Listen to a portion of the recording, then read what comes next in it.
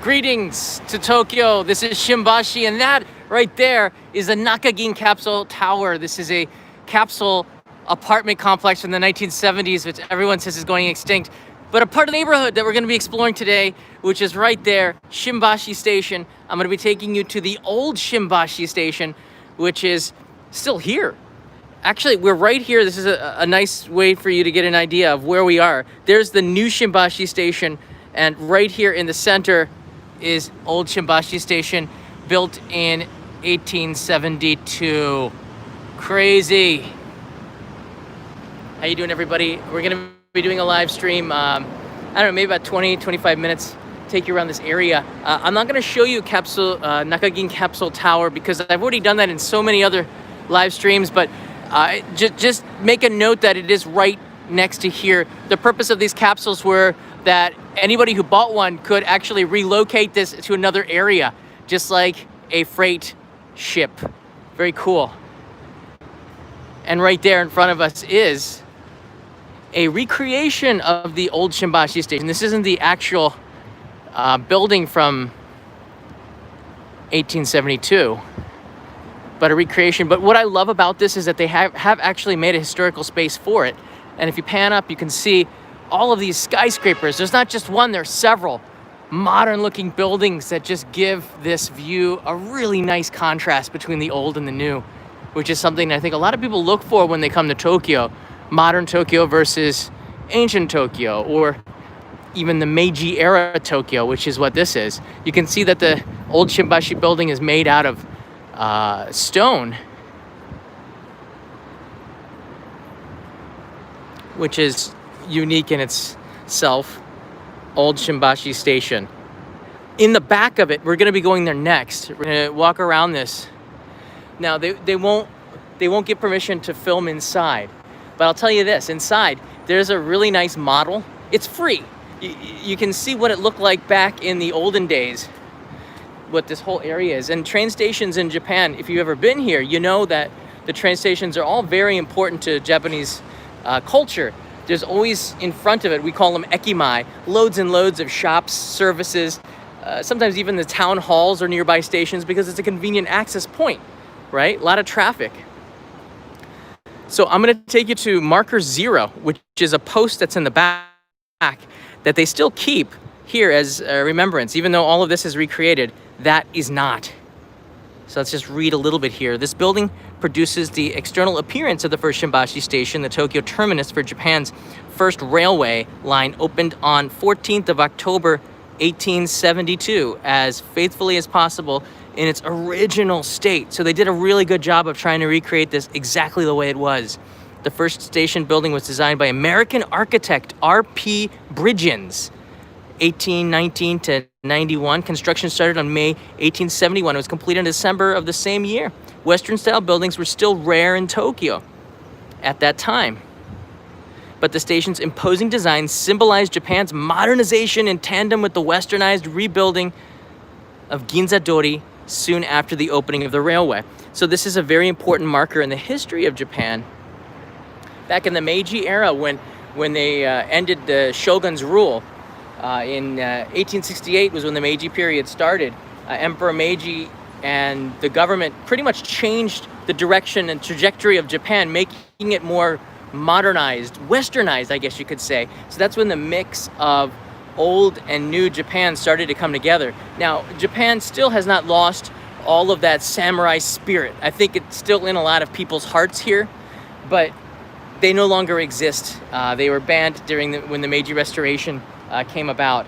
Now, this building is not too big, and it's just this area. So I can't imagine what it looks like 150 years ago. Must have been more than that. Must have been really extraordinary. Actually, it's about just about 150 years ago. There's a beer dining hall for those of you who like to chow down on some brews and sausages. That's a Kirin. I believe it's Kirin, or is it Lions? Yeah, Lions beer dining. Which you can go inside and kind of celebrate in here. Just to finish this off here, unfortunately, the magnificent old station building in Shiodome, that's where we are now, which has symbolized Japan's westernization movement during the Meiji period, was destroyed by fire following the Great Kanto earthquake. So it was destroyed because of the earthquake in September 1923. That's the Kanto earthquake, and that really is an important part of Tokyo's history. Renovation work in Shiodome Freight Terminal from 1934 onwards resulted in the demolition of the old building platforms. So they still had it around until 1934, remnants of it for 11 years. But then the original structures, they just got rid of it, and they started recreating this in 1986. And archaeological excavations in 1991 led to the discovery of the old station site and the unearthing of the platforms. And they found everything after doing historical restoration. This area around here, before the year 2000, back in the 80s, they were creating this that you see in front of us. And in the go-go years of the 1980s, that's when the city started to look at these old properties that had been decaying through the 30s, 40s, 50s, 60s, and 70s through World War II. And they brought these buildings back.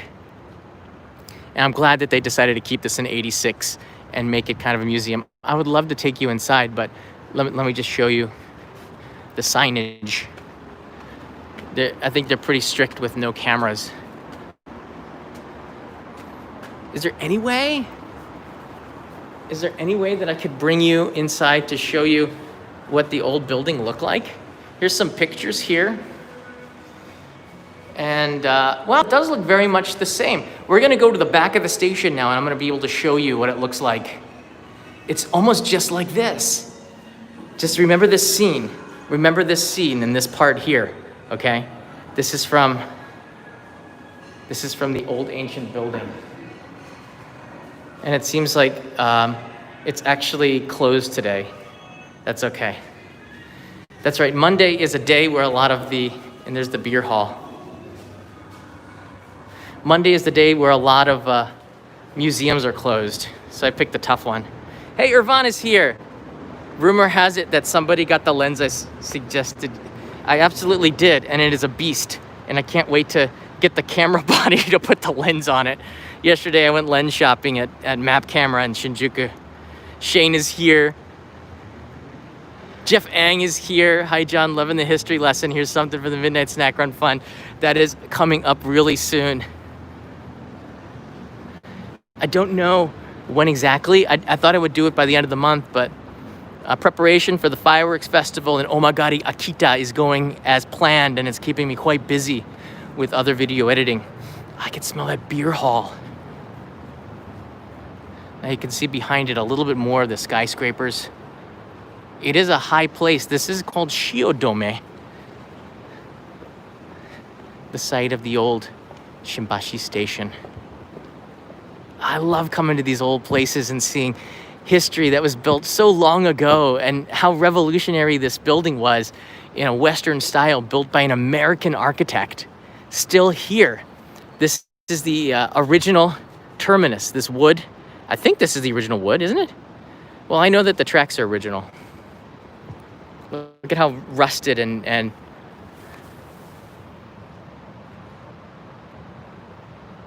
showing the test of time.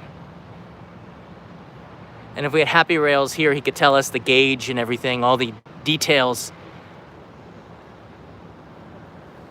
the separation from it before. And if you've ever stayed in the Shimbashi area, you probably have walked by here and never even noticed it. It's not something that's highly advertised. Let's see this mile marker 0. They called it mile markers once again because the architect was American. This spot is where the first stake was driven at the survey starting point on 25th April 1870. In 1936, the government railways reproduced mile marker 0 with a short section of the original track as the birthplace of Japanese railways. This is the former Japanese National Railways, JNR, designated mile marker 0 as a railway memorial on 14th October 1958. On 12th May 1965, the government designated it as a National Historic Site called the original starting point of the former Shimbashi-Yokohama Railway. It's cool. That is history. And there's even more. Oh, wow. The original track was formed of symmetrical here's the details. Double-headed I-section wrought iron rails secured to wooden sleepers by chairs and buried in the mixed ballast of sand, gravel, and earth. Unlike modern tracks, only the head of the rail appeared above ground level. The rails in this restoration were manufactured in Darlington in Great Britain in 1873. Interesting, there's a UK aspect to this. After use by the early government railways, they spent long years in service as industrial tracks in an oil refinery in Kashiwazaki City, Niigata Prefecture, before being generously donated to this exhibition by Nippon Oil Corporation and Nippon Petroleum Processing. Thank you so much. Whoa. I love the history behind this stuff. I can kind of just close my eyes and hear those 19th century trains rolling through here, terminating right here. Mile marker 0. Irvan's going choo-choo. Now I can hear choo-choo in my head. It is pretty cool. And these are the originals here, built way back in 1870, and that's about the same time, I believe, when the Continental Railroad was being made in the United States. Such a pivotal, an important railway that connected the Pacific with the Atlantic, one side to the other. And it's kind of neat that this history still exists. You're looking at something that's really old, but I guess if you're a railway fan or a train otaku or a train geek, this is where it started. This is where Japan train culture all started. Marker 0. This is where it said we've completed the Yokohama to Tokyo Railway. And that's very significant, isn't it? Michael Sasano's here. So excited. It's October because it's John's first annual OIJ Fireworks Festival month. That's right. This is fireworks month. It's fireworks month. So this wood apparently was, I guess, recreated in 1936. So it's 60 years after the fact, but the wood looks pretty good for 36. Sometimes you don't actually know what the true, although that this copper plating does look quite old. We've seen these on older houses in the area. I've taken you on live streams in the Tsukiji area, which is just a kilometer away, that has copper plating very similar to this, very copper alloy plating, I believe it is, that was fire resisting wood. But it's, oh, you're not allowed to stand here. I think I might have accidentally done that. But you can see that there's a lot of personality in rails, right?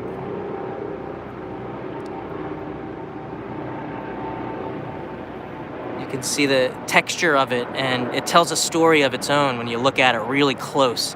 That's what I like about macro lenses for cameras. You get a new point of view to see something when you see it really up close and the texture of it.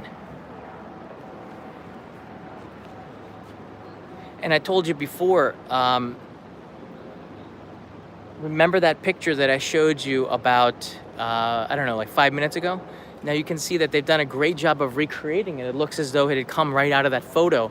And boom, there it is. We're gonna walk around the station a little bit more.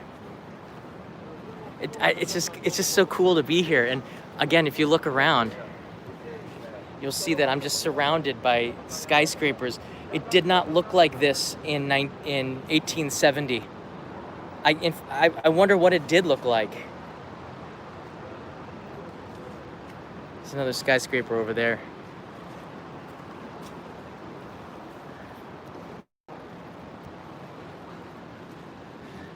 This in front of it is the Shiodome City Center.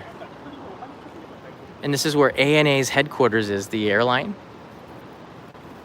Because I was actually there for several business meetings, and no, they did not want to use my videos on in-flight entertainment. Wonder why. So informative.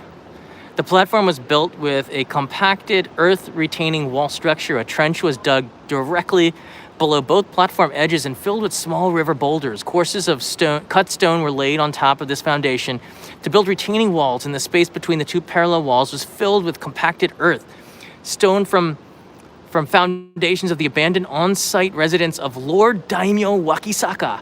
That sounds awesome. Lord Daimyo Wakisaka of the Tatsuno fief and Lord Date of the Sendai fief was recycled for use in the platform foundation. So what they've done is they've taken historical construction, what do you call it? I guess ingredients, and they've put this all together with that. So they found a way to retain the history. even with the materials that they used to build this. Carrie, there you go. The word is materials. Ingredients would be used for cooking.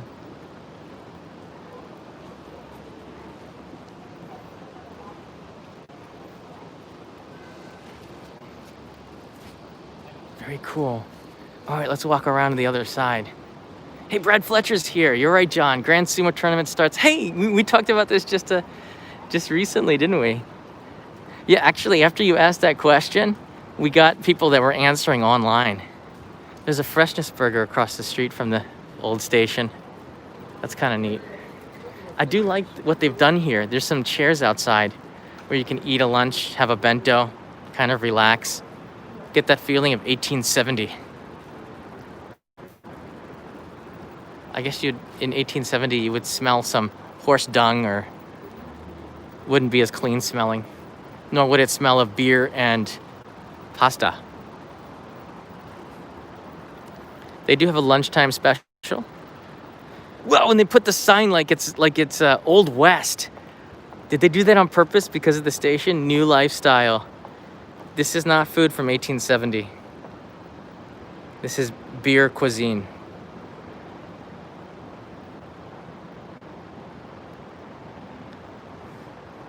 Look at that.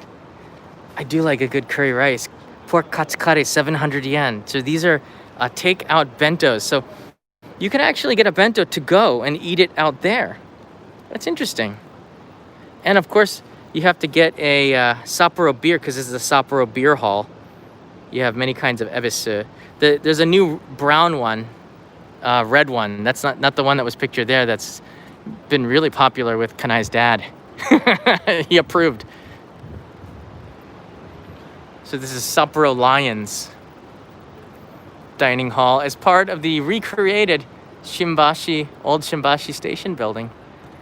And they've loyally recreated it, meaning it's very much like the building in 1870 that was completed, 1871.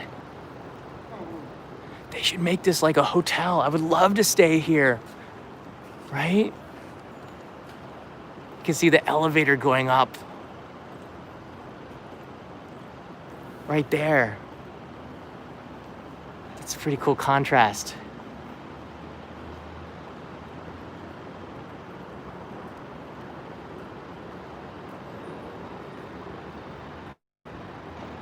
It is very good from the outside, restored here. And Shimbashi's history very much connected with railways, the railroad. If you go to the other side of the new Shimbashi Station, which is kind of old now, you'll see a train, one of the first SL steam locomotive trains in Japan is actually on the plaza there. So for everybody coming to Shimbashi, you're reminded of its history just by seeing the train outside. You can see from the platform of the Yamanote line. But it's interesting to note the Western construction of this building, and that is historically important, and I think that's a reason why. I wonder if they found each stone that was similar, because there's some discolorations here, how they came up with this. The corners were made with a different kind of stone. That's the details that they went to recreate this. Out in the front, the courtyard, there's a little bit of greenery, which is great for the city. Bet you a bunch of mosquitoes and spiders in there. We'll just kind of hang out over here.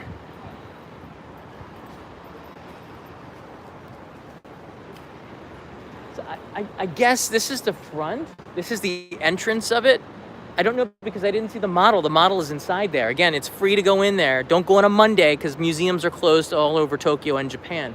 In most countries, right? Monday is like a museum day.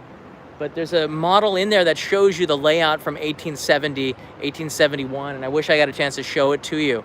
But again, this is the start of Japan railway history. This is what makes this so significant and important.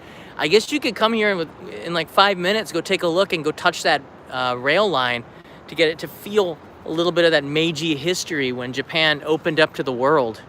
It kind of all started here. Without the railways, I don't think Japan would have ever been able to build the infrastructure for its really big growth in the 1970s and 80s, not to mention World War II. But a lot of the city of Tokyo was destroyed in the bombings of 1945, especially in 44 and 45, especially in 45 in March 10th, which was an awful bombing raid that destroyed so much of the city. And even the POWs, the American POWs here that were held up in a place, according to records, not that far away from Hibiya Park, which is about 2 kilometers from here. Less than that, maybe. They're held up there, and the accounts were looking out the window, seeing the fires and the devastation. I guess he was in a stone building, but anybody in wood buildings really did suffer. Here's a look at a ukiyo-e print, a looking print of it. Oh, this looks like just a painting. This is a wood block print titled "The First Railway in Japan of the Former Shimbashi Terminal" from 1872. Whoa, look at them. Look at those people wearing top hats and stuff. Let me just pan across it again here. So that's what it looked like. That's right. And because the sea was so close to Shimbashi too, they didn't have those man-made islands. From here, you could see the sea. That's interesting. And from here today, you can't. So much of the city has changed in so many different ways.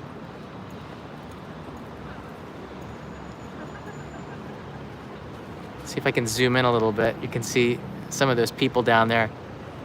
They had that samurai haircut still. A mix between the Edo period and the westernization. Do you see that? There's like top hats. Some people have top hats. Some people have the old Japanese dress, like in kimono. And then some people had top hats and jackets and waistcoats. Look at that. Very cool. I would have loved to have come to visit Japan during this time, during the Meiji Revolution. I guess Tom Cruise is the only one that has made it that we can account in history. Last Samurai.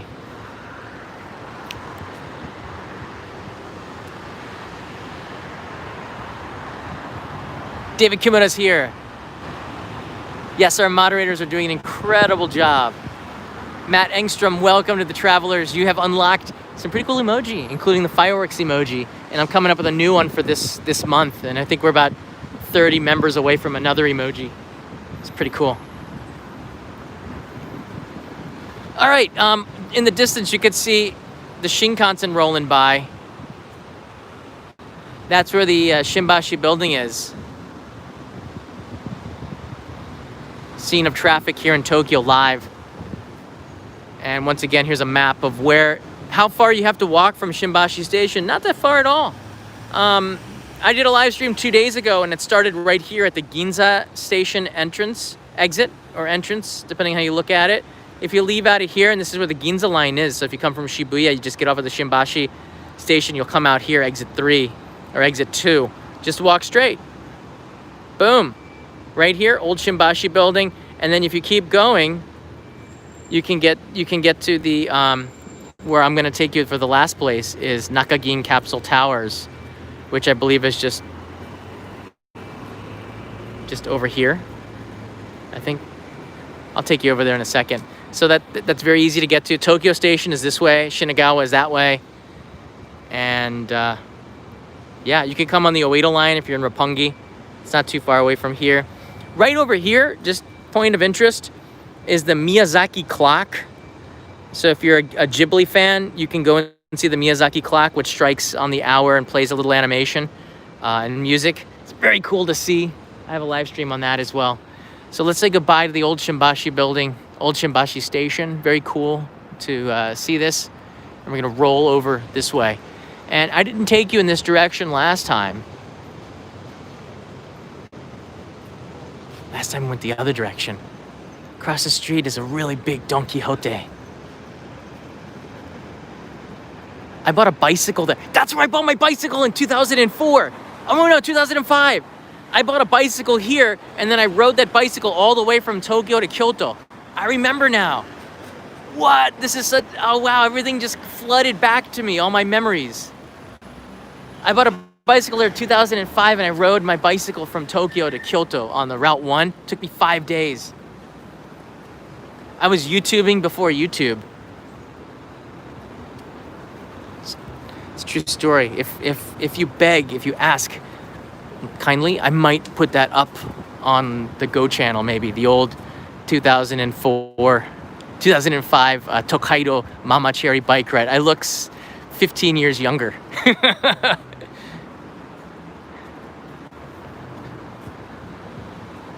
I'm walking now. I'm taking you to this pedestrian bridge. That's where I parked my bicycle. But more important than that, just one last thing I want to show you, which is a nice clean shot of the Nakagin Tower capsules, and connect this live stream with Hamarikyu Park, which is a beautiful park that everybody has to come and see. Do you see on that map, that green area? That's Hamarikyu Park. And if you're staying here, there's a couple of really beautiful Japanese tea houses in there, and you can actually get some matcha tea and Japanese wagashi kind of snacks to eat along with it right there for a very reasonable price. Hang out looking out at the Japanese gardens.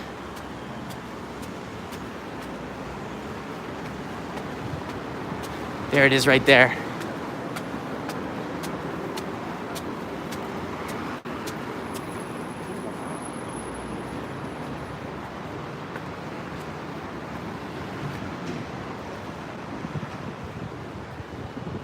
The Shiodome area, there's a couple of really good hotels here.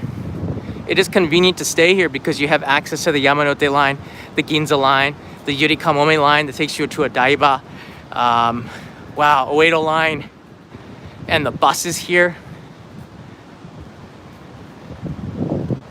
But it's this building right across. I'll give you a quick look at it. This is really decaying. And it's kind of sad. Every time I come and take a quick look at this building, it looks a little worse and worse. They used to Airbnb this out to people, so if you're a tourist, you could come and stay here. It got pricier and pricier as the demand went up, and I don't think anybody has a demand to stay here now. Even if we look at some of the windows, yeah, it's really not in good situation.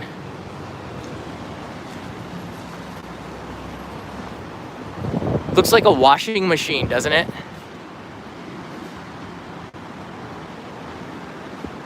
But some of them are in pretty good shape, and apparently a TV director that I know had bought one and had been turned it into an Airbnb, and he was making a really good living off of that. But the whole deal with this was that you could take these capsules out, like a Rubik's Cube, I guess, if you were cheating, and pluck it out, and then you could put your little capsule anywhere you wanted. It's a brilliant design, and it's an amazing idea, right? But it never really, the mesh is on there because things are starting to fall off, and it's under in disrepair. There's debate to tear it down, but it's also part of Japan's history. It's called the Nakagin Capsule Tower, and you can see there's also a Nakagin right there. So I guess Nakagin has a couple of other buildings behind it, maybe. It's a group, I'm not sure. But I've always wanted to go inside and film a little bit about it. It's a unique, and it's a peek at 1970 Japan's vision of the future. Inspired by capsule hotels were inspired by it. They kind of inspired each other. But now it's a big part of Tokyo's modern history, just like Old Shinbashi Station, which shows the architecture of modernizing Tokyo when it changed from the old wooden buildings of Edo to stone fortified fortresses for railways, because Japan's railroads were very much modeled after those in Europe, especially in Holland. Tokyo's station and a couple of other stations were modeled after Amsterdam's Centraal Station, which is very iconic and has been standing for hundreds of years too. There's my bike over there. It's next to that gas station.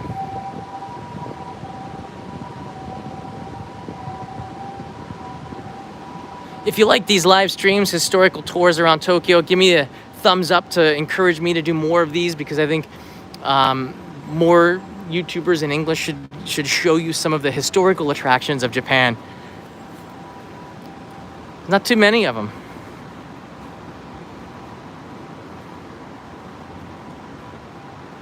Yeah, if we get 1,000 likes on this one, then I'll know that you guys like it, and I'll try to bring you another one.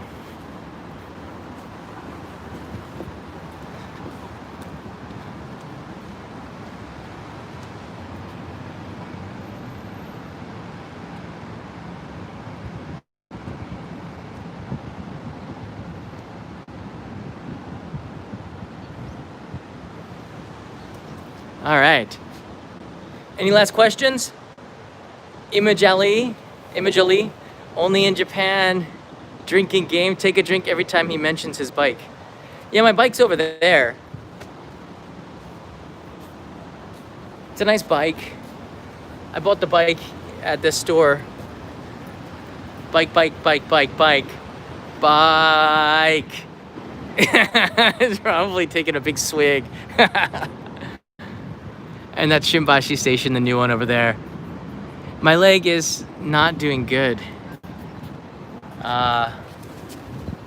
It's got this, I don't know, it's still kind of swollen. I'm letting it go natural now. It hurts still. But as long as I keep moving on it, I know it's an ooh moment, but as long as I keep moving on it, I'll be okay. Rest it and move it. You gotta use it or lose it. Somebody told me that. Hey John, I love taking pictures of that building. Hope your leg is better. It's getting there. Urze, it's nice to see you again. Nice to hear from you. I did get to the doctor's. Nothing's broken. We took an x-ray. They said give it a month. I guess the blood congealed or something gross, and just take some time for it to go away. Twitch stream coming real soon. I'm gonna try to schedule these for every Sunday. I've been saying that now for a couple of months, but YouTube's always gonna be a priority. And as soon as I've been updating all the cameras, and I move past the fireworks festival, I have some more time to reset into stuff. Fireworks festival, folks, has been taking up so much of my time preparing for this to make sure that everything goes right. And you're all invited. October 10th. Mark that date down. I'm gonna make Matt Engstrom's here. I'm gonna make the live stream available 3 days before, so you can put a reminder in there. Matt Engstrom, hi John. Tell Peter hi for me and Julia. Kanai is using the Instapot. Absolutely. I made Japanese custard from it. Instapot has been awesome. We've been making lasagna and all sorts of nikujaga, all sorts of really good stuff inside there. That came from Katayama, a really good friend who loves Kit Kats. And there's a lot in that store. A lot of Kit Kats in that store. Look how close you are, separated by just this window and distance. So I hope to see you all. I'm gonna be, wait. Okay, programming note. Tomorrow I'm gonna be live streaming a director's cut from the Wagyu episode that I uploaded earlier this week. If you haven't seen it or don't even know, I have a new channel, new Only in Japan channel. Go check that out. I'll do a director's cut tomorrow and talk about Wagyu beef and what made Omi beef really special. It's a kind of a studio-looking live stream, so I'm going to do it off of OBS and play some of the video from that episode. Starting a new channel has been tough. It doesn't get the same kind of numbers and downloads, but we have an extremely strong community, and I think that nucleus of people have found the channel again, and I'm so happy. Be one of the first 100,000. We're getting close to that 100,000 mark over there to subscribe on the new channel. I'll be doing that Saturday, and on Sunday I'm planning to go to Saitama. I won't tell you more than that, but it's deep, very deep, and to give you some insight into there. I'll be going to Saitama at least twice in the next 2 months. I gotta go there because there's something there that's pulling me and drawing me to Saitama. Gotta go to Saitama. Air to the Ron. Can you rent bikes in Shimbashi? Yes, you can. I don't see them on the ground here. This isn't probably the best place to do it. But if you look on the side of the road, maybe not this one. Yeah, this isn't the best example. But on the sides of the roads here, you'll see arrows. You see the bike rider going there? Legally, you're supposed to be riding like him, okay? On the side of the roads and not on the sidewalks. That's probably the only law, but even the police officers ride on the sidewalks. Just remember that the pedestrians are important on the sidewalks, and you have priority on the highways. Cars have to be very careful of you. It's part of the driver's license that you have to take. But in Tokyo, they've done a pretty good job of putting arrows like in New York City, but not everybody follows. A lot of cars will park there. You have to kind of go around. I've got lights on my bike to make sure that everybody sees me. But thanks for asking that question. I'll try to do something more on bike laws and things like that. Chris Rancy, thank you. Glenn Taroka, how you guys are coming right at, I'm about to end the live stream. That dome right there is the Porsche store, by the way. You can get some Porsche in there if you want. And Phil came in here. Phil saying, can't wait to go to Japan. Phil, we'll open up again soon, I got a feeling. There is right in front of us the Old Shimbashi Station that we featured. If you're just joining us now, go back and take a look at the live replay. And it's pretty cool to see mile marker 0. And once you study a little bit of Japanese history, you get to understand the significance of a building like the Old Shimbashi building, and why it's important for us to still have it around and understand it, especially for kids, to know this stuff came from somewhere. People worked hard to build that first railway, and it's nice that we remember that. See you in another live stream tomorrow. I'll be going pretty hard in the month of October, and loads of new episodes on the John Dobb Only in Japan channel. See you then.